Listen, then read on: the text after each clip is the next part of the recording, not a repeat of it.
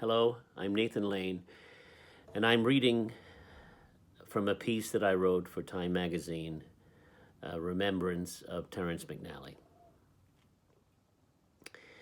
After writing and delivering so many heartfelt tributes over the years to my dear friend, the great playwright Terrence McNally, I have felt at a crippling loss for words when it comes to his recent passing due to the coronavirus.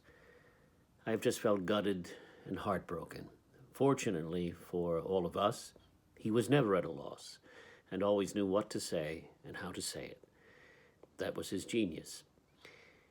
It's as if my mind won't accept that he's gone, that maybe if I don't write this, he won't be gone. He can't be gone. He was too vital, too passionate, too feisty, too smart and witty to succumb to death. He fought it and won so many times before. And yet here we are. Early on in our relationship, he explained to me that he had recently lost his two closest friends and collaborators, actor, director, and former partner Bobby Drivers, and the inimitable character actor Jimmy Coco. He said he felt I was sent to replace them by God or William Morris, I suppose, and that he wanted to write plays for me. He said he felt better knowing he was writing for someone specific and that I heard his voice, the music, the way they did. I was a McNally actor. It was overwhelming for a young actor to hear, and I felt moved and incredibly grateful that a writer of his caliber and stature would say such a thing to me. It was extraordinary. It was also very exciting. He was at the top of his game and had a real artistic home at the Manhattan Theater Club. It's where he did what I think was his best work, and I was lucky enough to go along for the ride. The very first time I met him was by chance in the lobby at City Center where Frankie and Johnny was playing in stage 2, and I was in previews for a show on the main stage that sadly wasn't going so well. I was sitting on some steps in despair with my head in my hands. This was way before we weren't allowed to touch our faces. And he said, "Hi, I'm Terrence McNally. I know you're having some trouble with your show, but I think you're a terrific actor, and I hope we get to work together someday." I said, "Thank you. Me too." And then he was gone, this very kind gentleman with the beatific choir boy face, a choir boy who knows where they hide the good wine, was gone, just like an angel, a guardian angel. Cut to 2 years later, John Tillinger and Terrence were casting the Lisbon Traviata and looking for an older actor to play the showy role of Mendy, a Maria Callas-obsessed opera queen. I thought the play was ambitious and theatrical, sexually frank and daring and hilarious and very emotional. It was a spectacular high-wire act of playwriting, and the role was a tremendous gift. You saw that on the page. I was suggested for it, and everyone thought I was too young, but they were having difficulty casting the part for some reason, and so they thought, why not? Well, it changed my life as an actor.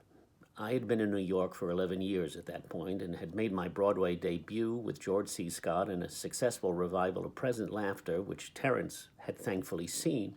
But the Lisbon Traviata put me on the map. Suddenly, it was as if the theater community stepped back, squinted at me, and said, "Maybe you're more than just funny. Okay, you can be in the club." And that was all thanks to Terrence and his brilliance. It also led to my first Hirschfeld caricature in the New York Times, a long ago coveted rite of passage for actors in its famous Friday Broadway column. And as if that wasn't enough, Terrence bought the original for me as a present. I know. I treasure that drawing with all my heart, and I would say it was still my all-time favorite present, but he also happened to give me my beloved dog, Mabel. Yes, I know. He really was an angel. Terrence used to say that everyone should have a dog, that the world would be a better place if that were the case. Dogs teach you unconditional love. You have to take care of them, and they are so grateful to you for that. It would teach us all how to take more and better care of each other as humans. Amen to that. We went on to have a 30-year collaboration, rather unique in the fickle world of the theater. He gave me some of the best and most important roles of my career, and I will be forever in his debt.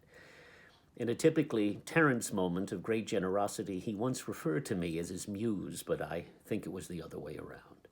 His work inspired and brought out the best in me, as it did in the many other wonderful actors for whom he wrote.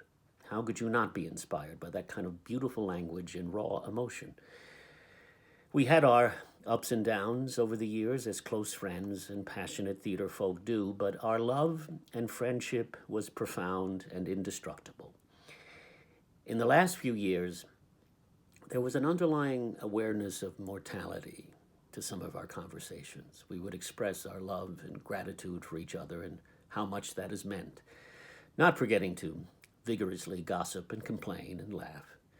He could really make me laugh. As I write this, tears are forming in my eyes. It seems inconceivable that I'm talking of him in the past tense, that he's not here.